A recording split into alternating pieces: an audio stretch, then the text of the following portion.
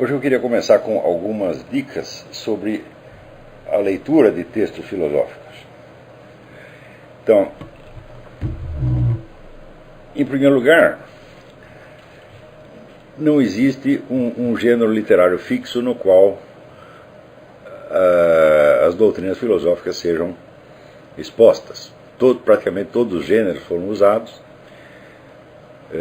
Alguns gêneros se tornaram célebres, como os Diálogos de Platão, a Suma Teológica, e mais recentemente os tratados construídos em modo de demonstração geométrica, como a Ética de Spinoza. Também se utilizou muito, vamos dizer, o ensaio, né, as teses universitárias e assim por diante. De modo que você tem uma multiplicidade de linguagens que não permitem ser lidas todas da mesma maneira. Cada uma requer uma certa abordagem. Mas, se você tomar a produção filosófica dos últimos séculos, você vai encontrar alguns traços comuns. Então, em primeiro lugar, o filósofo se dirige eminentemente aos seus pares, quer dizer, um círculo acadêmico universitário. E ele utiliza uma linguagem que deve ser aceita por esse meio e no qual esse meio deve se reconhecer. Um traço preeminente dessa linguagem é justamente o seu caráter de obra coletiva, onde a experiência pessoal do qual surgiram as doutrinas é completamente escamoteada e você só vê o produto intelectual acabado.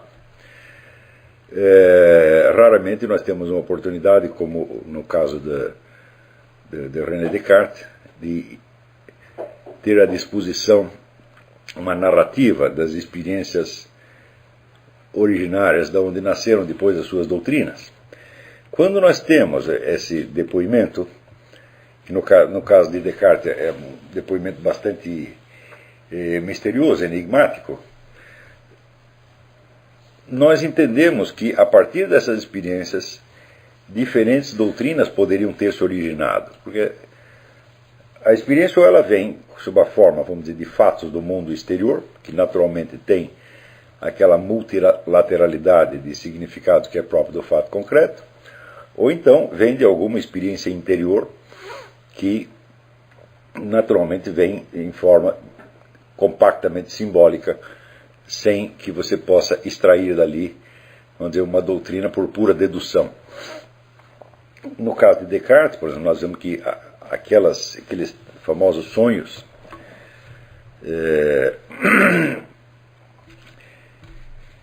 que determinaram depois a sua carreira, dali poderiam ter se originado muitas doutrinas diferentes conforme a interpretação que o sujeito desse à sua própria experiência.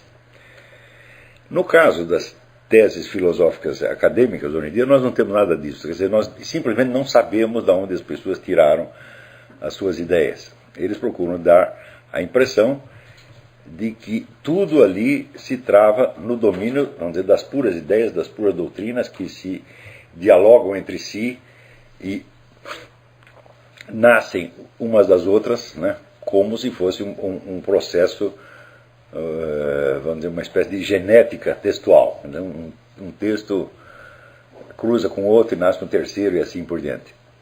Raramente nós temos acesso, vamos dizer, à experiência originária de onde aquilo tudo saiu. No entanto, nós sabemos que essa experiência existiu. Nós sabemos que as ideias filosóficas são, vamos dizer, uma tradução de experiências humanas reais. Sempre são. Então, embora a linguagem na qual essas doutrinas chegam a nós antes encubram essas experiências do que as revelam, nós sabemos que as experiências estão ali. E pior, nós sabemos que sem o recurso a essas experiências, nós não temos o mais mínimo meio de averiguar a veracidade ou falsidade dessas ideias.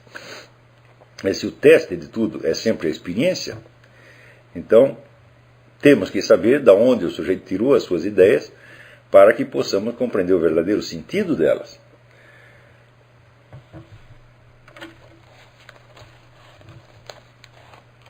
Então, como a linguagem acadêmica não permite isso, então o que nós temos que fazer é complementar a leitura com a imaginação. Ou seja, nunca podemos tomar o texto que chega a nós como sendo a expressão cabal do seu próprio conteúdo. Ele é, em parte, uma expressão do conteúdo, mas é, em parte, uma ocultação dele. Sempre é assim. Não esqueçam que essa linguagem filosófica, a linguagem acadêmica, ela não nasce com o ser humano, ela não é uma forma, por assim dizer, espontânea e natural de expressão. Muito provavelmente, o cidadão que escreveu a tese universitária, ele, na sua vida cotidiana, ele fala numa linguagem completamente diferente, né? E, frequentemente, o que existe de mais pessoal no indivíduo não aparece nos textos, tá certo? Então, essa linguagem acadêmica ela chega ao indivíduo através da aquisição de um papel social, quer dizer, o papel de membro da comunidade acadêmica. A aquisição desse papel não é uma coisa fácil, não é espontânea e, frequentemente, exige do indivíduo adaptações que o modificam muito, que tornam, vamos dizer, a sua superfície visível, a sua superfície socialmente acessível, uma coisa muito diferente da sua personalidade real, né? Por exemplo, se vocês leem os textos do Louis Althusser, que são todos basados na linguagem acadêmica marxista, tá certo? Enormemente complexa, enormemente abstrata, você não tem a menor ideia dos dramas que o sujeito estava vivendo e que o levou, no fim das contas, a matar a própria mulher e estourar os próprios miolos, né? Então, isso quer dizer que você está lendo o que chega a você através da leitura é a voz de um papel social e não da pessoa inteira. Não que o papel social não exista, claro que ele existe e ele é parte da pessoa, mas é como se fosse uma entidade abstrata que está falando para você e não uma pessoa concreta. Ora, como as entidades abstratas não falam, então nós sabemos que toda esta montagem claro, é uma encenação, tá certo? As regras dessa encenação são conhecidas pelas pessoas que participam do meio, tá certo? E elas sabem desempenhar os seus papéis correspondentes. Você vê que quando um filósofo acadêmico responde a outro, por exemplo, num debate, ele responde segundo as regras da linguagem acadêmica. Porém, o que nós temos que perguntar é o seguinte: será que a pura voz de um papel social enuncia experiências que possam ser reproduzidas por nós? Claro, um papel social não tem experiência. Quem tem experiência é o sujeito concreto no qual se unificam os vários papéis que ele desempenha nos vários momentos, né? Eu imagino, por exemplo, Michel Foucault tinha um papel no Collège de France, mas tinha outro papel nos clubes de sadomasoquismo que ele frequentava aqui na América, né? Então, e no entanto, ele era as duas pessoas ao mesmo tempo. Quer dizer, por trás desses dois papéis, quer dizer, o praticante de sadomasoquismo e o professor do Collège de France, havia uma pessoa real que continha esses dois lados e muitos outros, tá certo? E é a esta pessoa real que nós temos que recorrer para saber quais foram as experiências efetivas que geraram as ideias do fulano. Se não temos acesso à experiência, então é o seguinte: não podemos refazer interiormente, tá certo, essas experiências interiores, e não podemos de maneira alguma chegar até aquele ponto onde a veracidade ou inveracidade do que ele está dizendo nos apareça diante de nós como uma experiência pessoal nossa. Então,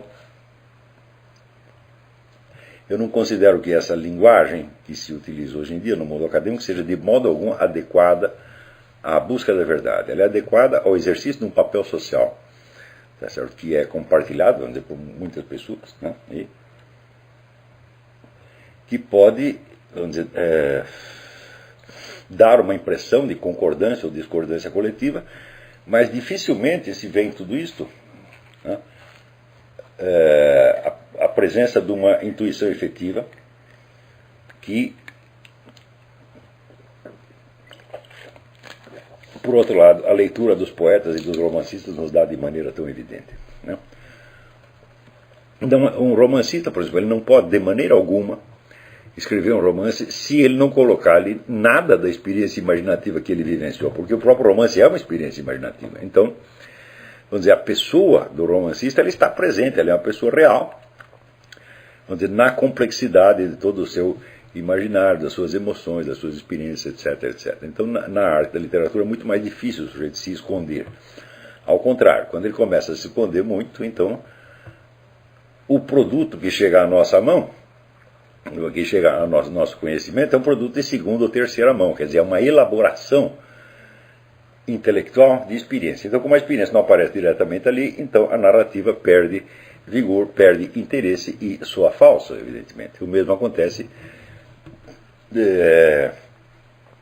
em poesia, mesmo quando a experiência originária é de ordem puramente verbal, como acontecia muitas vezes, por exemplo, em Rimbaud ou em Mallarmé, essa experiência tem que estar colocada ali, ela tem que estar evidente. Né? Aliás, a literatura consiste exatamente nisso.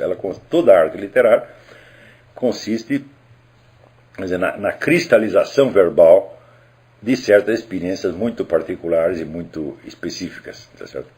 Então, nós podemos dizer que é mais fácil nós averiguarmos a autenticidade de certas experiências na literatura do que na filosofia. É claro que essa diferença ela contribui muito para o artificialismo do debate filosófico. Como, em geral, os leitores não estão informados deste fator, e o próprio ensino não chama a atenção deles para esta diferença que eu estou assinalando aqui,